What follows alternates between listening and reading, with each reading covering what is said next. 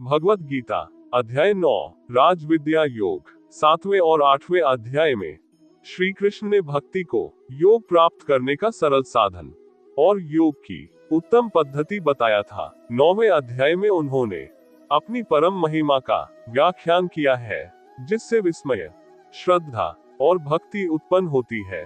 वे ये बोध कराते हैं कि यद्यपि वे अर्जुन के सम्मुख साकार रूप में खड़े हैं, किंतु उन्हें मनुष्य के रूप में मानने की दुर्भावना धारण नहीं करनी चाहिए।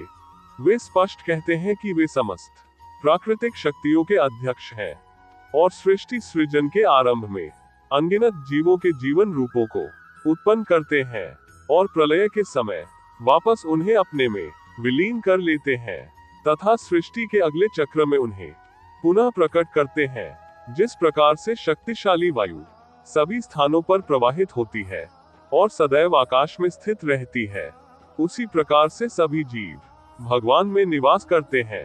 फिर भी वे अपनी योगमाया शक्ति द्वारा तटस्थ पर्यवेक्षक बने रहकर इन सभी गतिविधियों से विलग और विरक्त रहते हैं। केवल भगवान ही आराधना का एकमात्र लक्ष्य है। इसे स्पष्ट करते हुए भगवान श्री कृष्ण बहु हिंदू देवी देवताओं की पूजा के मिथ्या भ्रम का समाधान करते हैं।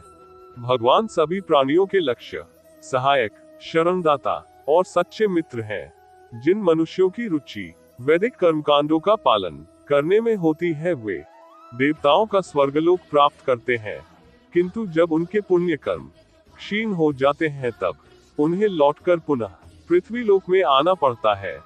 लेकिन जो परम प्रभु की भक्ति में तल्लीन रहते हैं, वे उनके परम धाम में जाते हैं। इसलिए श्री कृष्ण उनके प्रति की जाने वाली विशुद्ध भक्ति को सर्वोत्तम बताते हुए उसकी प्रशंसा करते हैं। ऐसी भक्ति में लीन होकर जो कुछ हमारे पास है वह सब भगवान को समर्पित करते हुए हमें भगवान की इच्छा के साथ पूर्ण रूप से एकनिष्ठ होकर जीवन यापन करना चाहिए। ऐसी शुद्ध भक्ति पाकर हम कर्म के बंधनों से मुक्त रहेंगे और भगवान से गूढ़ संबंध स्थापित करने के लक्ष्य को पा सकेंगे। आगे श्री कृष्ण दृढ़तापूर्वक कहते हैं कि वे न तो किसी का पक्ष लेते हैं और न ही किसी की उपेक्षा करते हैं। वह सभी प्राणियों के प्रति निष्पक्ष रहते हैं। यहाँ तक कि अधम पापी भी यदि उनकी शरण में आते हैं, तब भी वे प्रसन्नता से उनको अपनाते हैं और उन्हें शीघ्र सद्गुणी बनाकर पवित्र कर देते हैं। वे वचन देते हैं कि उनके भक्त का कभी पतन नहीं हो सकता।